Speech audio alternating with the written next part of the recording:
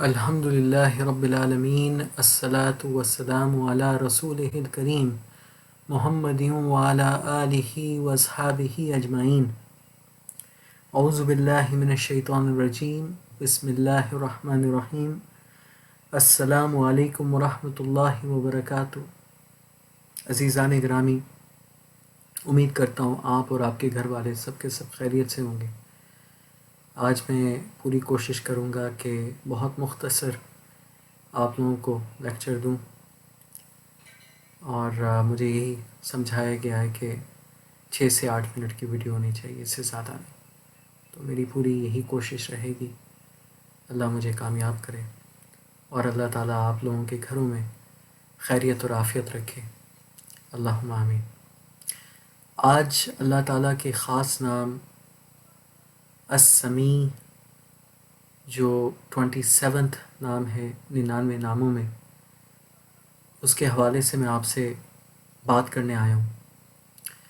میں آپ لوگوں کو قرآن مجید سے اور حدیث سے اس نام کی تعریف بتاؤں گا، اور اس امید سے کہ آپ لوگ اس تعریف کو سیکھیں گے، اور صرف سیکھ کر اپنے اندر دفن نہیں کریں گے بلکہ آگے پھیلائیں گے۔ اللہ تعالیٰ ہم سب کو کامیاب کرے اور ہم سب کو امت وسط میں سے بنائیں، اللہم آمین۔ جن صورتوں کے حوالے سے میں آپ سے انشاءاللہ بات کروں گا، ان میں سے سورہ الغافر ہے، ورس نمبر 60، اور اس ورس کا مطلب یہ ہے، اور تمہارا رب کہتا ہے کہ مجھے بلاؤ، میں تمہیں جواب دوں گا۔ یقیناً وہ جو میری عبادت کی طرف نہیں آتے وہ جہنمی ہیں۔ اور سورہ البقرہ ورس نمبر 127، اللہ تعالیٰ کہتا ہے، اور مجھے یاد کیا یا کرو when Abraham was raising the foundations of the house, with him Ishmael, saying, Our Lord, accept this from us. Indeed, you are the hearing, the knowing.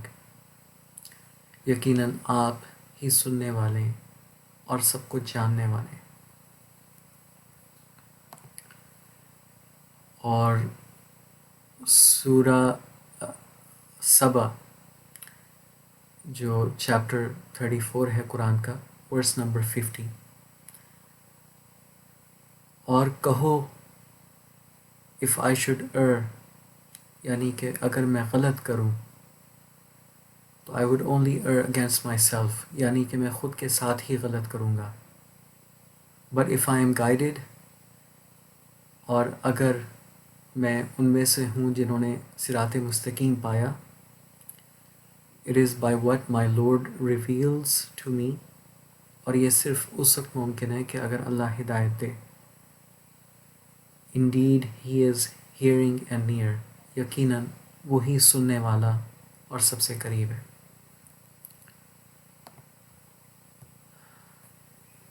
سورہ الرعد verse number 10، It is the same to him concerning you, whether one conceals his speech or one publicizes it, and whether one is hidden by night or conspicuous among others by day۔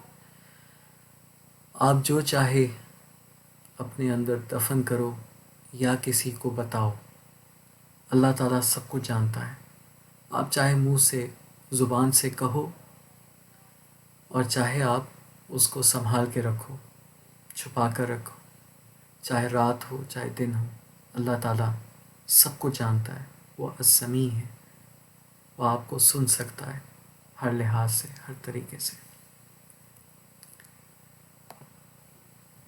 سورہ القاف verse number 18، Man does not utter any word except that with him is an observer prepared to record۔ اور سورہ الطٰہٰ verse number 46، Allah said, Fear not، اللہ کہتا ہے ڈرو مت، Indeed, I am with you both. I hear and I see. یقیناً میں تم دونوں کے ساتھ ہوں اور میں دیکھتا ہوں اور سنتا ہوں.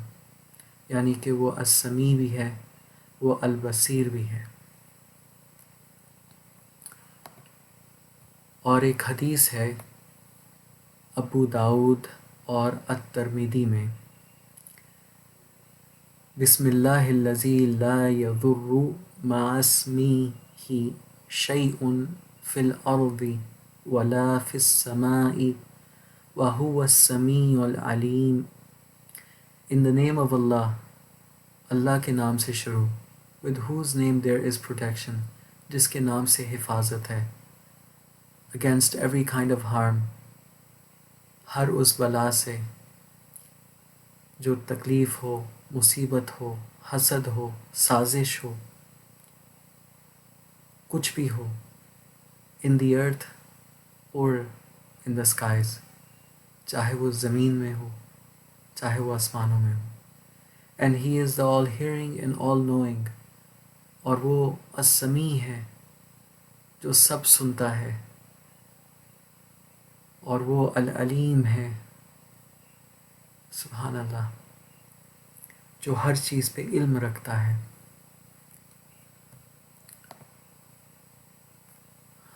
اور یاد رہے کہ حضرت ابراہیم علیہ السلام جب مشکل میں تھے اور ان کو جلایا جا رہا تھا زبردستی، تو انہوں نے کون سی خوبصورت دعا دی.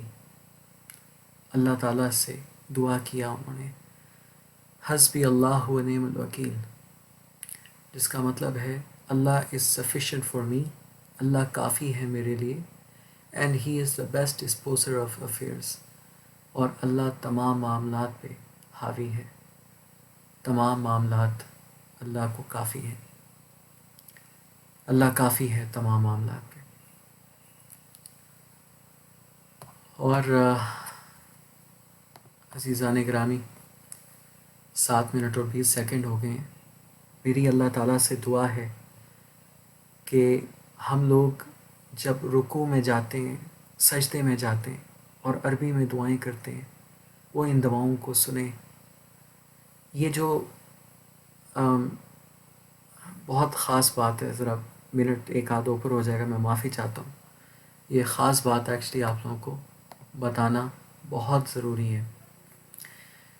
جب ہم لوگ کہتے ہیں نماز میں سمیع اللہ لمن حمیدہ،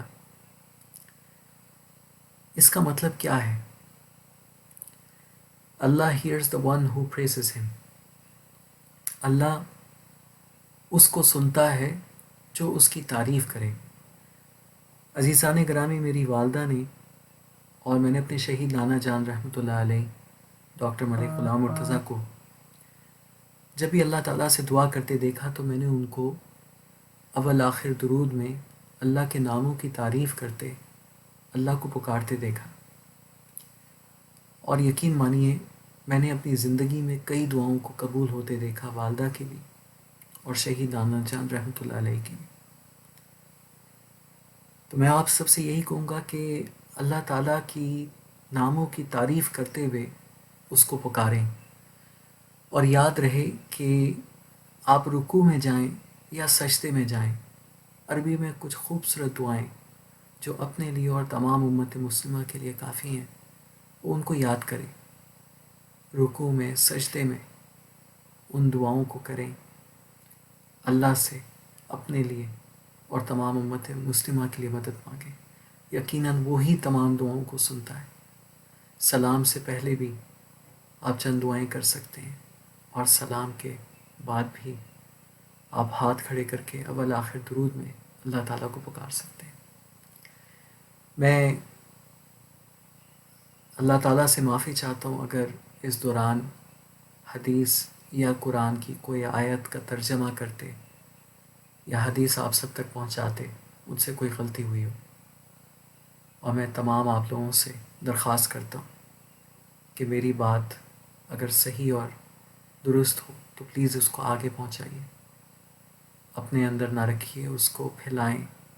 قرآن مجید اور حدیث کو صرف سمجھ کے اپنے اندر دفن کرنے کے لیے نہیں ہوتا، بلکہ ہمیں امت وسط بن کے آگے پھیلانا ہے۔ بہت بہت شکریہ اور اللہ حافظ۔